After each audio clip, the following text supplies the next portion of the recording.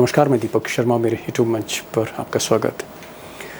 दोस्तों, प्रधानमंत्री मोदी भले ही चीन और जापान की यात्रा पर हों या उनके नंबर 2 अमित शाह भले ही नॉर्थ ईस्ट असम में मीटिंग कर रहे हों, लेकिन इन दोनों का दिमाग इस वक्त दिल्ली में है। क्योंकि दिल्ली में 9 सितंबर को, आने वाली 9 सितंबर को उपराष्ट्रपति चुनाव की बड़ी निर्णायक वोटिंग होने जा रही है और इस वोटिंग का नंबर तय करेगा कि मोदी जी इस वक्त कितने पानी में हैं।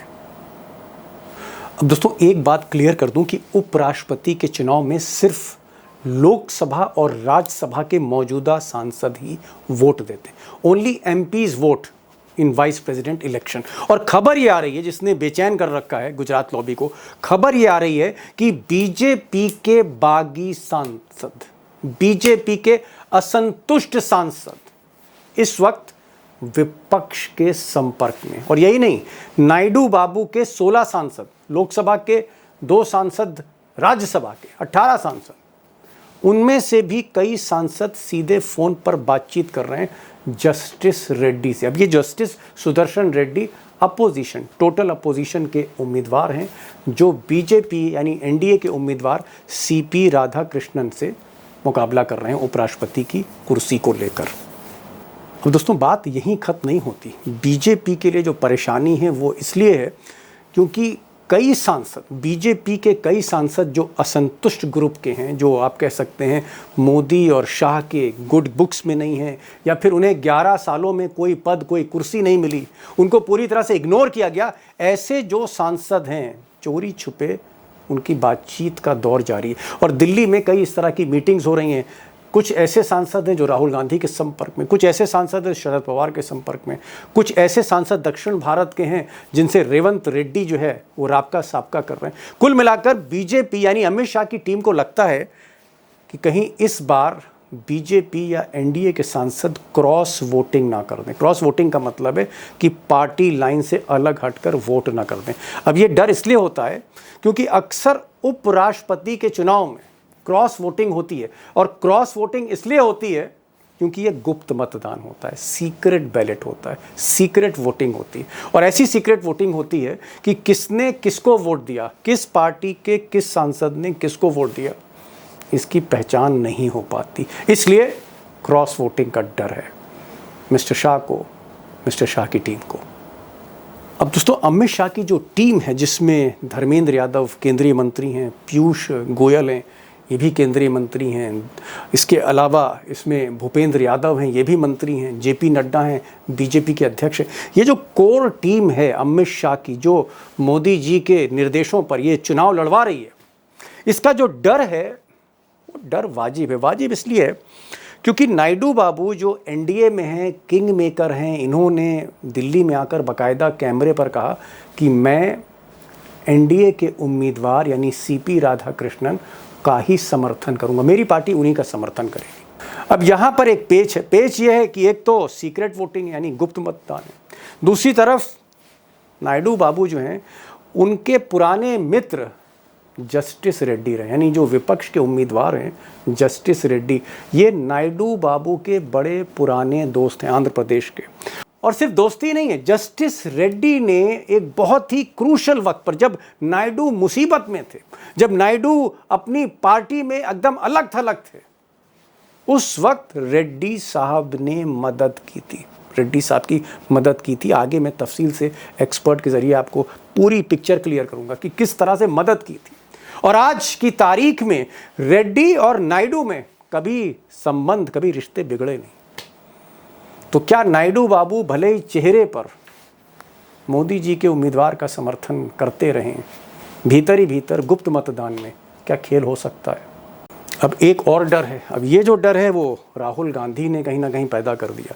अब ये डर ये है कि अभी हाल में ही कॉन्स्टिट्यूशन क्लब ऑफ इंडिया का चुनाव हुआ था। कॉन्स्टिट्यूशन क्लब जो है वो लोकसभा, राज्यसभा, इनके सांसदों का क्लब, एक प्रीमियर क्लब है, 1947 से चल रहा है। इसका चुनाव था और इस चुनाव में भी वही लोग वोट करते हैं जो उपराष्ट्रपति के चुनाव में वोट करते हैं, यानी लोकसभा और राज्यसभा के सांसद और कुछ पूर्व सांसद जो मेंबर हैं। अब हुआ क्या कि अमित शाह ने इस चुनाव में अपना एक कैंडिडेट खड़ा कर दिया जिनका नाम था संजीव बालियान, बीजेपी के सांसद। और अमित शाह चाहते थे कि बीजेपी के बागी सांसद राजीव प्रताप रूडी वो चुनाव ना लड़ें, मन ही मन चाहते थे। लेकिन राजीव प्रताप रूडी ने अमित शाह की बात नहीं मानी एक तरह से, और उनका कि मैं तो चुनाव लड़ूंगा। तो एक तरह से बीजेपी का एक बागी उम्मीदवार था राजीव प्रताप रूडी, और दूसरी तरफ अमित शाह के उम्मीदवार थे संजीव बालियान। और खेल क्या हुआ कि राजीव प्रताप रूडी को राहुल गांधी ने खुला समर्थन दे दिया, खुला समर्थन, सबके सामने खुला समर्थन दिया। और राहुल गांधी ने कहा कि पूरा विपक्ष, कांग्रेस, सारी पार्टियां राजीव प्रताप रूडी को वोट करेंगे। जिस दिन नतीजा आया उस दिन राजीव प्रताप रूडी जीत गए, यानी बीजेपी के भीतर क्रॉस वोटिंग हो गई। बहुत से सांसदों ने मिस्टर अमित शाह की बात नहीं मानी, क्रॉस वोटिंग कर दी। यहाँ भी गुप्त मतदान था, खेल हो गया। दोस्तों यहाँ एक और बात मैं साफ कर दूँ, वो बहुत ज़रूरी है। ज़रूरी यह है कि ऑन पेपर, आज की तारीख में ऑन पेपर, कागज़ पर बीजेपी यानी एनडीए बहुत मजबूत है जहाँ तक नंबर की बात है। अगर आप ये चार्ट देखें तो लोकसभा में 543 सीटें हैं, 293 एनडीए की संख्या, 293 वोट हैं आप कह सकते हैं। राज्यसभा में 245 टोटल संख्या, जिसमें एनडीए मोदी जी 132 सांसद हैं, 132 है। कुल मिलाकर 788 सीटें अगर हैं तो उसमें से 425 वोट एनडीए के पास हैं, और विपक्ष के पास तकरीबन 363 हैं। अगर इसमें आप बाकी जो विपक्ष है वो भी मिल जाए, वो आगे मैं बताऊंगा। 363 सीटें कुल मिलाकर अभी भी ऑन पेपर मोदी जी का जो उम्मीदवार है 62 सीटों से आगे है। लेकिन मैंने वही कहा था कि अगर क्रॉस वोटिंग हो गई, 15-20 सांसद भी इधर से उधर हो गए जो राजीव प्रताप रूडी के इलेक्शन में हुआ था। गुप्त मतदान है साहब, अगर किसी ने गुप्त खेल कर दिया पर्दे के पीछे गुप्त मतदान में, तो फिर किरकिरी हो सकती है अमित शाह की। मेरा मानना है कि मोदी जी के उम्मीदवार जीत भी जाएं, लेकिन अगर जीत का अंतर कम है, क्रॉस वोटिंग दिख रही है, तो फिर ये अच्छी खबर नहीं गुजरात लॉबी के लिए। अब दोस्तों जो बड़ा सवाल है वो ये है कि 9 सितंबर को उपराष्ट्रपति के चुनाव में होने क्या जा रहा है, क्या क्रॉस वोटिंग हो सकती है? और अगर क्रॉस वोटिंग होती है तो मैंने पहले भी कहा मोदी और शाह के लिए ये खबर अच्छी नहीं, क्योंकि कहीं ना कहीं जो बगावत का धुआं है सबके आंखों के सामने उठते हुए दिखेगा। बात जीत की नहीं है, बात क्रॉस वोटिंग की। और अमित शाह चाहते हैं, मोदी चाहते हैं कि किसी कीमत पर क्रॉस वोटिंग ना हो, बल्कि अमित शाह तो चाहेंगे कि क्रॉस वोटिंग विपक्ष की तरफ से हो जाए। लेकिन अगर ये जो बागी सांसद हैं इन्होंने कोई रूडी जैसा खेल हो गया, तो फिर होने क्या जा रहा है? और मैं आपसे बहुत जिम्मेदारी के साथ कह रहा हूं कि उपराष्ट्रपति चुनाव पहला वो पायदान है बिहार चुनाव से पहले जहां मोदी की ताकत का इम्तिहान है। अब दोस्तों इस सवाल को लेकर और इसकी गहराई में जानने के लिए आज 2 एक्सपर्ट्स को मैंने बुलाया, क्योंकि मामला कहीं ना कहीं आंध्र प्रदेश से जुड़ा हुआ है कि आंध्र प्रदेश में नायडू बाबू के सांसद किधर जाएंगे, क्या क्रॉस वोटिंग करेंगे। जगन मोहन रेड्डी के भी 11 सांसद हैं, केसीआर के भी कई सांसद हैं। अब ये तेलुगु प्राइड, क्योंकि जस्टिस रेड्डी तेलुगु हैं, तेलुगु आप कह सकते हैं गर्व का प्रतीक है, तो क्या क्रॉस वोटिंग हो सकती है? तो आंध्र प्रदेश से हमारे साथ राजशेखर राव जुड़ रहे हैं, दक्षिण भारतीय हैं लेकिन हिंदी बोलते हैं, अच्छी हिंदी बोलते हैं। इनको सुनिएगा। सारे लोगों को, चाहे वो नायडू हों, जस्टिस रेड्डी हों, या फिर जगन मोहन रेड्डी हों, या जो भी है, जो भी खिलाड़ी है आंध्र प्रदेश का, सबको अच्छी तरह से जानते हैं। इनको सुनिएगा, खुलकर बोलते हैं। और पर्दे के पीछे दिल्ली में क्या क्या हो रहा है, इसके लिए मैंने आज उमाकांत लखेड़ा साहब को बुलाया। दोनों को सुनिए, तस्वीर वाकई क्लियर होगी होने क्या जा रहा है 9 सितंबर को। लखेड़ा साहब, आप तो पूरी आप कह सकते हैं इस उपराष्ट्रपति चुनाव पर आपकी पूरी नजर है।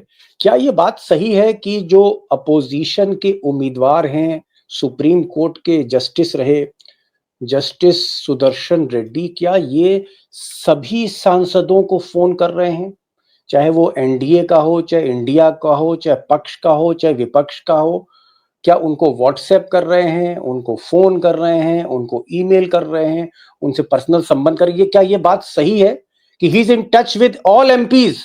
हाँ, बिल्कुल सही बात है। और मैं पहली बार ये बड़ा अनयूजुअल सुन रहा हूँ और देख रहा हूँ, जो मुझे मेरे सोर्सेज बता रहे हैं कि जो सुदर्शन रेड्डी साहब हैं वो चूंकि एकदम पॉलिटिशियन तो है नहीं, वो तो जुडिशरी से के कैरियर से आए हैं, सुप्रीम कोर्ट के जज से जी, गुवाहाटी हाई कोर्ट के चीफ जस्टिस थे, तो उनके अक्रॉस की पार्टी लाइन जी अक्रॉस जी। द पार्टी लाइन उनके रिलेशनशिप हैं, चाहे वो असम में हो, चाहे वो आंध्र प्रदेश में हो, चाहे वो दिल्ली के जज जस्टिस रहे हैं। सुप्रीम कोर्ट के, तो उस लिहाज से उनके रिलेशन बहुत अच्छे हैं अक्रॉस द पार्टी लाइन। और वो उसके बाद एक्टिविस्ट के रूप में वो काम कर रहे हैं पिछले 10-12 साल से। तो उनका जो उन्होंने एक बड़ा बढ़िया तरीका अपनाया, वो पार्टी के तमाम लीडर्स को फोन कर रहा है और ओके। फोन करके उनसे उनको कह रहे हैं कि भाई देखिए संविधान बचाने की लड़ाई है, ये मेरी कोई निजी लड़ाई नहीं है। मैं नहीं बनूंगा, जिसके पास ज्यादा वोट होंगे वो बन जाएगा, लेकिन ये कोई ऐसा मेरी निजी लड़ाई नहीं है, और आप इसको देश को बचाने, लोकतंत्र को बचाने की लड़ाई से जोड़ करके देखें। तो मुझे लग रहा है कि ये जो अपील है उनकी, और उनकी जो अपील है, उनके जो ईमेल है, वो रीजनल लीडर्स को, जैसे हिंदी भाषी जो सांसद हैं या लीडर हैं, उनको हिंदी में जा रही है, जो तमिलनाडु के हैं उनको तमिल में जा रही है, जो मलयालम है उनको मलयालम में जा रही है, ओके। उड़िया है तो उड़िया में जा रही है। ये उन्होंने एक उसका मॉडल ऑपरेंडी चुना है, और पहली बार मतलब उन्होंने बड़ा साइंटिफिक ढंग से चीजों को, चूंकि वो जज है, बड़े ऑर्गेनाइज ढंग से वो अभियान चला रहे हैं। जी। और मुझे उनके उनके एक सपोर्टर ने कहा कि साहब वो जीतने के लिए चुनाव लड़ रहे हैं। मैंने कहा बहुत अच्छी ओके। बात है, एक चीज और बता दीजिए, नंबर एक चीज कम और है बता लेकिन दीजिए जीतने के लिए लड़ रहे हैं, बहुत अच्छी बात है जी। लखेड़ा साहब, एक चीज और बता दीजिए, और मैं चाहूंगा कि एकदम अ, खबर ऐसी हो जो एकदम 100% करेक्ट होनी चाहिए। क्या क्या mister Reddy, justice Reddy, BJP के सांसदों को भी फोन कर रहे हैं, उनके भी संपर्क में? यस या नो? यस, और बीजेपी के कम से कम 80 से लेकर के 100 एमपीस को वो पर्सनली कांटेक्ट कर चुके हैं, ओ और माय वो उनसे गॉड। अपील कर रहे हैं कि हाँ, यस, बीजेपी के बहुत सारे एमपी से वो संपर्क में हैं, उनसे उनकी बातचीत हो रही है। देखिए, बीजेपी में दो कैटेगरी के लोग हैं, एक तो वो है जो हार्डकोर आरएसएस है, वो आरएसएस को कुछ भी बोलेंगे, आरएसएस के बाहर नहीं जाएंगे। लेकिन वो एक कैटेगरी है जो माइग्रेटरी जी। बर्ड्स है, जो पलायन करके उड़ करके बीजेपी में आए हैं अलग अलग एमपी अलग बनने अलग के लिए, पार्टियों से, एमएलए बनने के कांग्रेस से लिए। आई हैं या फिर जी जी किसी जी, समाजवादी वो पार्टी से वो आई हैं। उनके टारगेट जी। एरिया में है, और मुझे लग रहा है कि उसी की वजह से भारतीय जनता पार्टी में चलिए, बहुत बड़ी हलचल और खलबली मची हुई है जी। खलबली है। एक और सवाल आपसे कर लूं, फिर मैं आ रहा हूं राव साहब के पास। एक और चीज बता दीजिए लखेड़ा साहब, आज तो आप फुल फॉर्म पे दिख रहे हैं। क्या मिस्टर सुदर्शन रेड्डी, जस्टिस रेड्डी, क्या वो बीजेपी में जो असंतुष्ट लोग हैं, जो बागी हैं, जिन लोगों ने बागी राजीव प्रताप रूडी को चुनाव में जिताया था कॉन्स्टिट्यूशन क्लब के, जिन बीजेपी सांसदों ने अमित शाह के आदमी संजीव बालियान को वोट नहीं दिया था अभी कुछ ही दिन पहले, क्या उन सांसदों से जो असंतुष्ट हैं, I am using the word असंतुष्ट, क्या उनको भी जी, संपर्क कर रहे हैं, उनको भी संपर्क कर रहे हैं? यस या नो?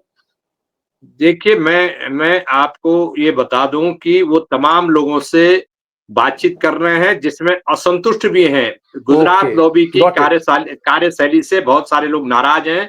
बीजेपी के एमपीस जिनको 5 साल इंतजार करते हुए हो गए, पहले 10 साल वो इंतजार करते रहे, उनको मंत्री बनने के इंतजार में थे। उत्तर प्रदेश में ऐसे दसियों लोग आप भी जानते होंगे, मेरे भी संपर्क में हैं, जो इसलिए कहते हैं कि साहब उनसे जिम्मेदारियां तो उनको दी जाती हैं, लेकिन कम काम के वक्त जब नो कॉन्फिडेंस मोशन आता है तो उनको फोन किए जाते हैं, उसके बाद कोई बात ही नहीं की जाती है। तो ऐसे असंतुष्टों की संख्या बहुत बड़ी है। और लोगों का सबसे बड़ी बात है कि भारतीय जनता पार्टी में जो गुजरात लॉबी से लोग डरे हुए थे, उनका डर खत्म हो रहा है। अब वो कह ओके, रहे कि चलिए। जो मर्जी हो, अब तो देखिए इनकी क्रेडिबिलिटी बहुत डाउन हो गई है, तब तो कोई ओके, इनसे डरने की कोई जरूरत नहीं है जी। लोग नहीं डरते नहीं। अगर अगर अमित शाह से लोग डरते तो कभी राजीव प्रताप रूडी जीतते नहीं, संजीव बालियान कॉन्स्टिट्यूशन क्लब जी का चुनाव बिल्कुल। जीतते। क्योंकि लोग अब डरते नहीं हैं, लोग अब परवाह नहीं करते। मैं ये नहीं कह रहा हूं लिहाज नहीं करते, लिहाज करते हैं आंखों का, परवाह नहीं करते। और इसलिए एक बड़ी संख्या में एनडीए के ऐसे सांसद हैं, बीजेपी के सांसद हैं जो गुजरात लॉबी से खुश नहीं है, जिनका 36 का आंकड़ा है पर्दे के पीछे, उनसे भी जस्टिस रेड्डी संपर्क कर रहे हैं। पूरी लिस्ट है उनके पास। मैं एक चीज और पूछूंगा आपसे, लेकिन मैं जरा राव साहब के पास आ रहा हूं।